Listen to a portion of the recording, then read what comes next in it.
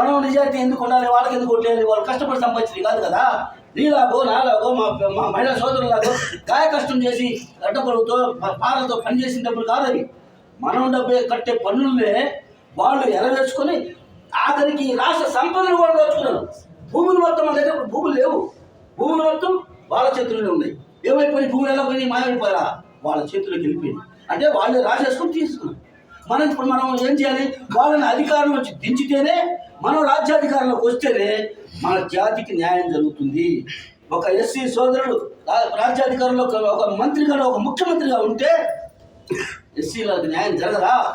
ఏ SC అయినా ఒక shop పెట్టుకుంటే, ఒక వ్యాపారం పెట్టుకుంటే అగ్ర కులాల వాళ్ళు వచ్చి లేపగలరా? ఇప్పుడు మనకు అన్యాయం జరుగుతుంది కదా.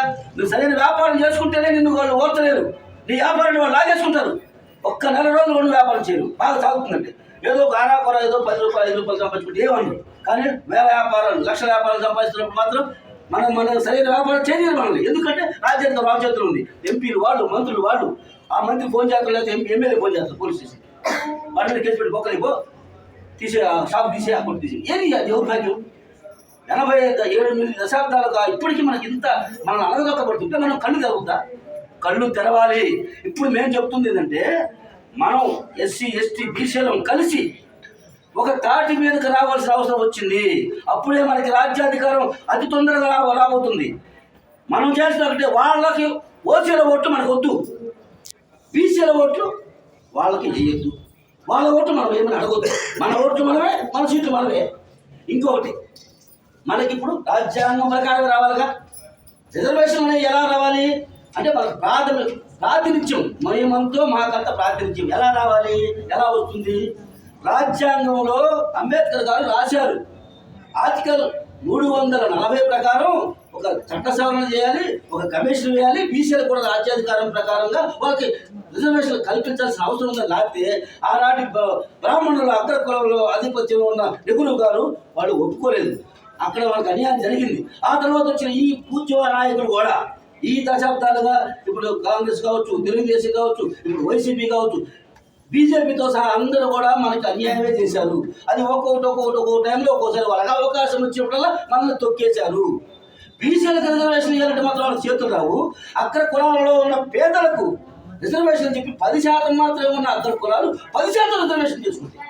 కోర్టులు కొట్టేసినా కూడా 5 జడ్జిల కోర్టు కొట్టేస్తే 2019లో నరేంద్ర మోడీ గారు ఏం చేశారు?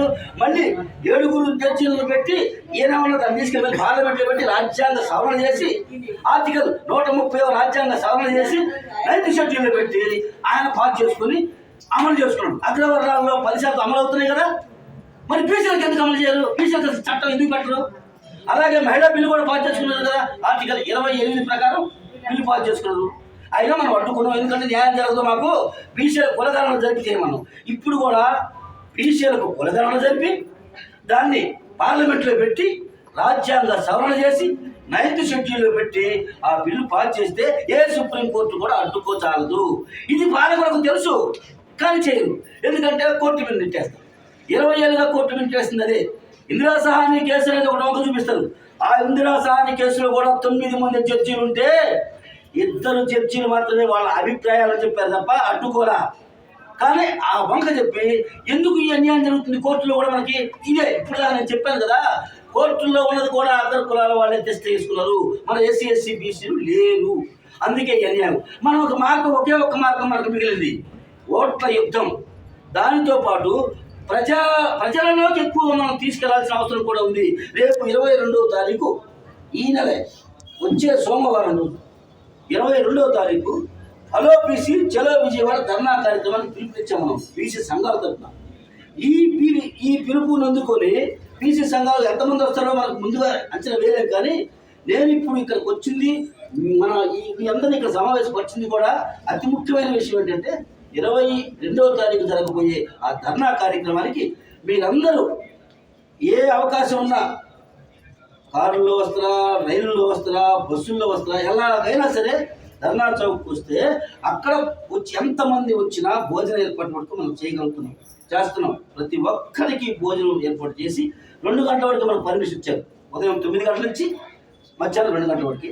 2 గంటలకు క్లోజ్ చేసుకుంటాం. భోజనాలు చేసుకుని అందరికీ ఎవరిని మనం ఈ పిలుపునందుకు మీరందరూ కూడా అన్ని సంఘాలు ఇందులో ఉన్న కళాకారులు